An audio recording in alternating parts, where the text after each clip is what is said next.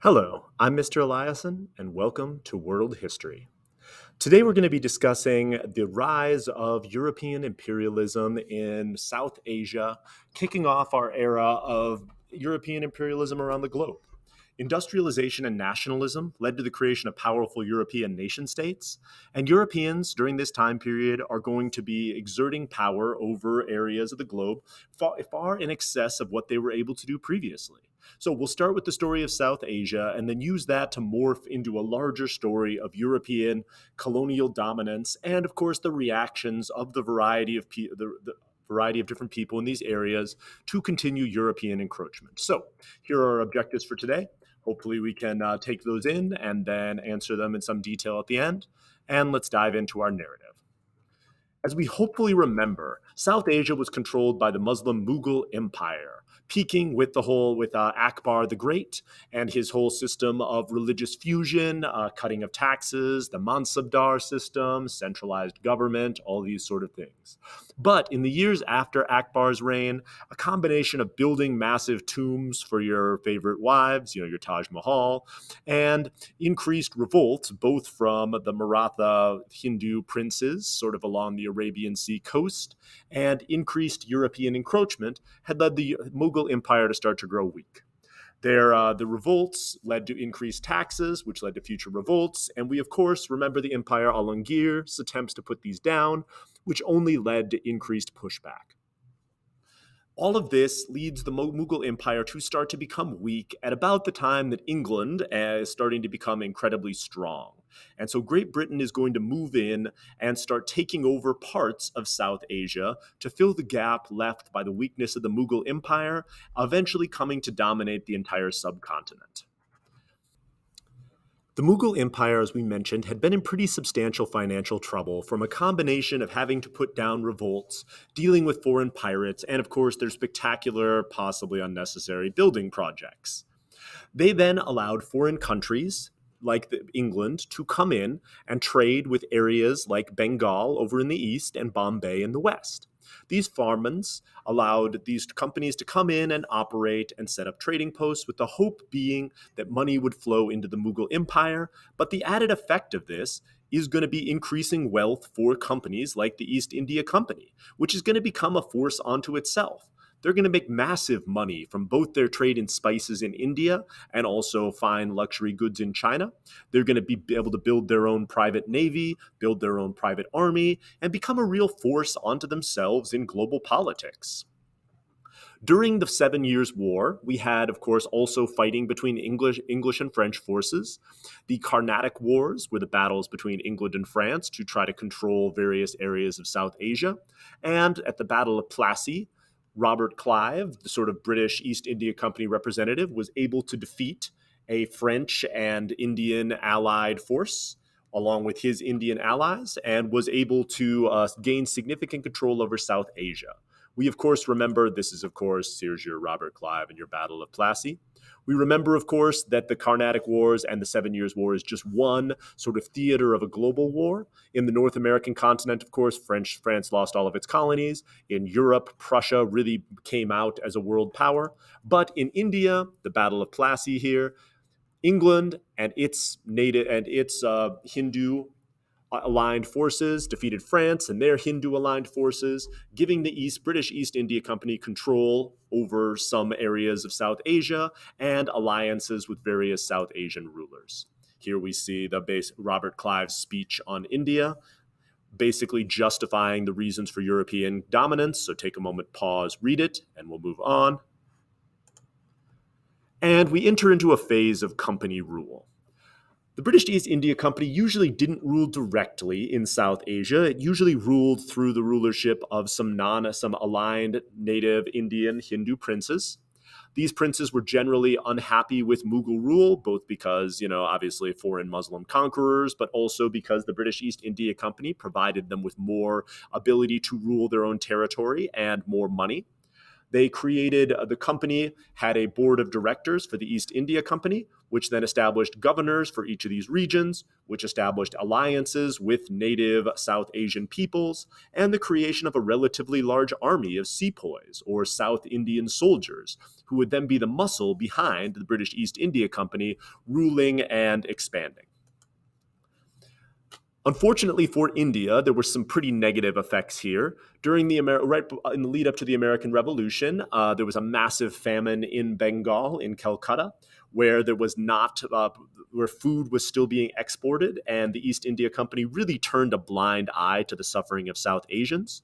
This led to pushes to centralize East India Company rule, but they were building modern railroads. They were starting to build more infrastructure. They were improving, bringing new technology into South Asia. And so, in general, East India Company rule was efficient, if incredibly callous, with a huge cost, obviously, for South Asians. This led to the Regulating Act of 1773, which put Warren Hastings in charge of the whole thing. The government of England put more direct control over the East India Company, and with that, we got a much more efficient and systematic taking over of South Indian territory, with various Maratha rulers, these Hindu rulers, using the East India Company forces, or the East India Company using them, to expand and take over more territory. So, oftentimes when rulers died of these small kingdoms, other Indian rulers would claim their territory, and then with East India Company muscle would come in, and they'd expand their holdings until eventually they controlled all of Bengal and most of sort of the central South Asian peninsula. So over a period of time, what we ended up seeing is great expansion of British rule, of company rule, generally, again, through allied South Asian princes and kings, giving significant control to the East India Company. England had two different approaches to trying to deal with the native peoples of South Asia. On the one hand, you had the Orientalists, which wanted to focus on maintaining Indian culture, but encouraging economic growth and trying to encourage Indian people to create their own sort of national identity. Both sides kind of supported company rule, or supported British rule anyway, but the Orientalists wanted to attempt to be tolerant and allow South Asian culture to continue to operate simply under company rule, while the Anglicists wanted to, quote, civilize and modernize India, teach Indian people English, teach them European customs, convert them to Christianity, and attempt to stamp out native cultures and practices that they found distasteful. There were a lot of people on both sides of this argument, and in general, this is the central push and pull of British rule in India. How much do we allow Indian people to continue to follow their traditional practices versus how much do we try to force them to adopt English ways? So here's a basic argument for Anglicization. So take a moment, pause, read, evaluate, and then we'll move on. We started to see Indians advocate for their own sense of nationality. For example, Ram Mohan Roy here was one of the first sort of South Asian advocates for pushing South Asian culture. He wanted to push back against some traditional Indian Hindu practices, while at the same time attempt to keep some pieces of Indian culture and Indian control. And so we get the beginning of this sense of Indian nationalism and modernization, with Indians using the opportunity of sort of Western ideas coming in to modernize their society and attempt to push themselves towards a more what they saw as advanced version of what India should be. But there was significant pushback in this. In general, the British weren't very good at evaluating what things South Asians cared about and what things they didn't. And so there were a lot of cultural misunderstandings that happened over time. There was a lot of tension building up amongst these groups over time. And in general, this is going to lead to increasing opposition to East India Company rule. The doctrine of lapse was created in order to allow the East India Company to, again, take over any territory as soon as its ruler died. They would more or less create a succession controversy and then push in their favored candidate and expand greatly. And so rulers who were pushed out of this obviously started to resent Indian Company rule and push back against this. We also saw higher British taxes being resisted, and South Asians being pretty upset with Christian missionaries coming in, trying to exterminate their, of course, ancient religious cultural practices and convert people to Christianity. South Asians were also upset.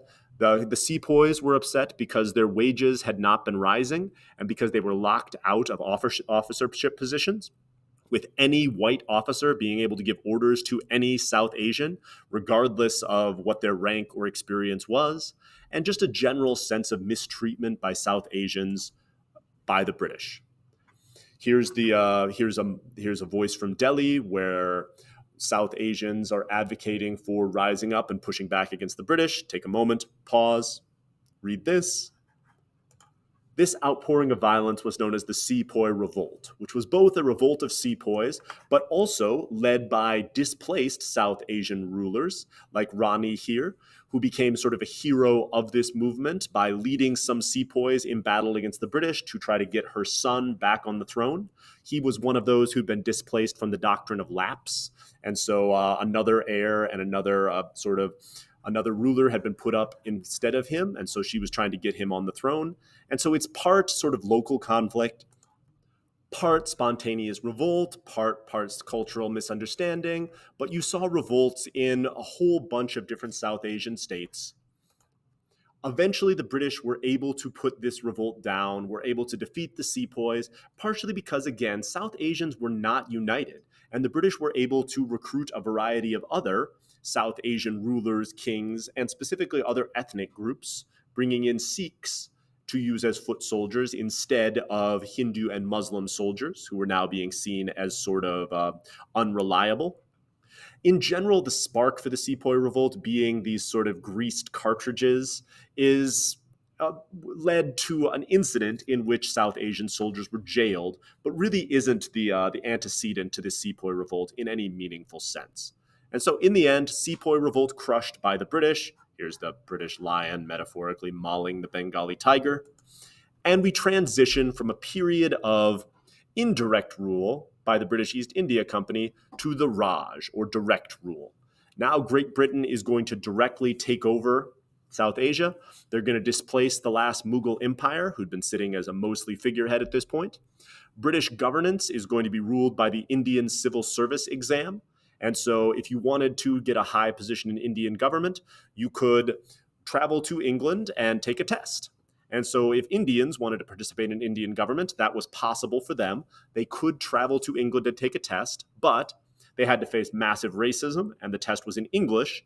And so very few Indians were able to actually complete this and take their place in Indian government. There were some, but not many. And so England is going to directly take over South Asia.